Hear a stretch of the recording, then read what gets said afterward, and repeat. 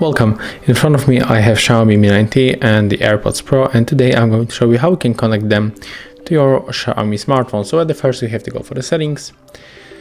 Next we have to tap on the Bluetooth, and we have to open charging case of the AirPods, and after a few moments we have to tap and hold this button.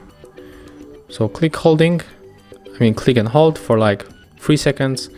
1, 2, and 3, and when this indicator blinks, it means that they are in the pairing mode, so we can turn on Bluetooth by tapping on the switcher in the right corner. Let's click here to pair them and then tap to pair, and as you can see right now they are connected. So that's how it looks. Thank you guys for watching. Leave thumbs ups, comments, and subscribe to our channel. See ya.